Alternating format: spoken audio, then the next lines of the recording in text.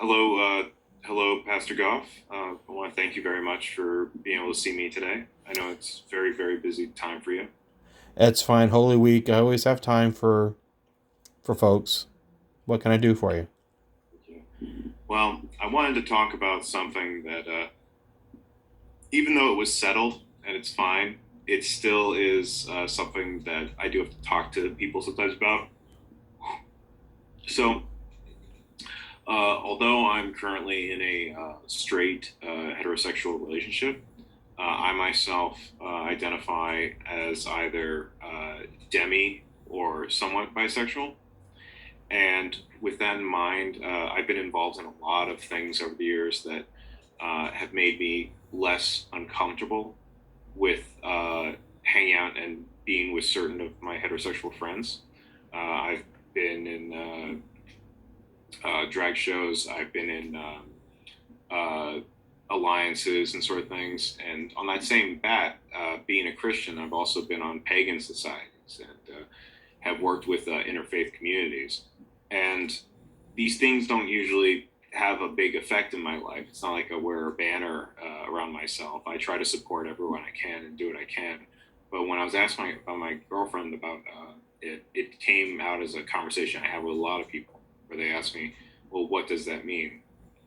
And it comes into that issue of bi phobia that I hear a lot of, where it's almost like this sense of because of what you're because of how you identify, somehow you'll leave them.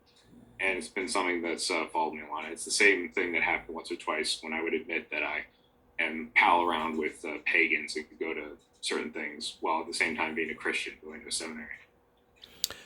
So tell me more about being a Christian and hanging out with pagans.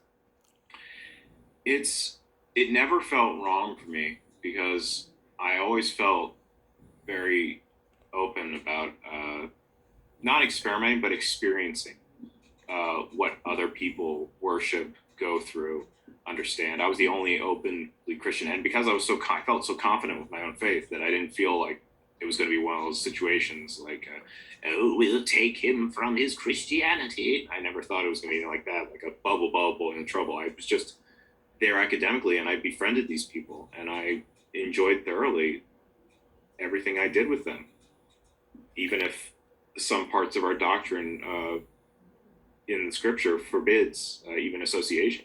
So what about your Christianity that makes you feel so secure? Uh, I feel like it's in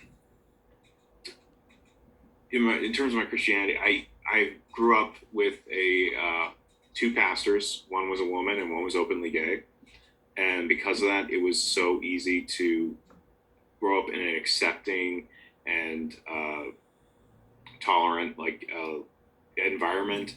It was you helped others. You gave the time off to doing charity.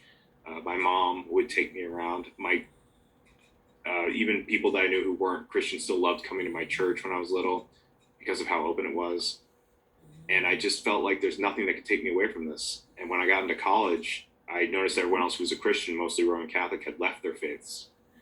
And it sometimes that conversation comes like the same one that I gave my girlfriend, where you just talk about what you are, and people suddenly do a double take, or they just have no idea how to treat you in that sort of way because of like how open and cool you are with being with people.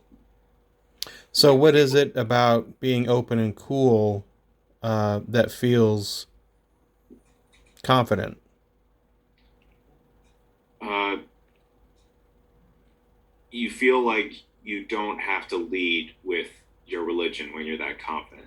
You don't have to lead with what you are when you're that confident about it. It just is part of life. You don't have to have that be your part of your personality.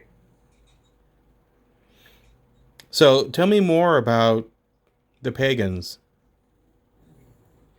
Well, pagans is it's an overwhelming arching term. A better term is all different types. I've known a druid. I've known an asatru. I've known Wiccans. I've known all these people. They simply just either were disillusioned with church culture, or they like were unable to, uh, or were unable, or maybe were doing it counterculture and then found something good in it themselves, and they were able to find beauty in it.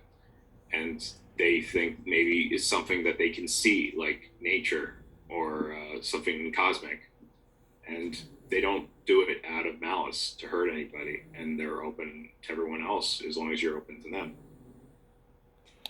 So, speaking of openness, so what is it about sexuality that you find comforting? Sexuality, for me, it's one of those situations where you are not, you don't lead with it, but you, through who you are and like who you support and what you do. At least for me, it's a privileged thing to say something like that, considering so much pain and so much horror that goes through around the world of sexuality today. Um, for me, though, the comfortable side of it just becomes like the small things, like where it just becomes a small thing when you're talking to someone like a girlfriend. When it becomes a bigger deal, it's harder to uh, be able to put it into words of defense because it's just who you've been your life. You don't have like really a doctrine or manifesto built up about it. Tell me more about defensiveness. It's easier to reply with an excuse than with defiance sometimes. Well, I think that's about all that we have time for today. So, thank you very much for coming, and I look forward to our getting together again and talking some more. Thank you. I'm going to a pagan pride parade right now. I'll see you later.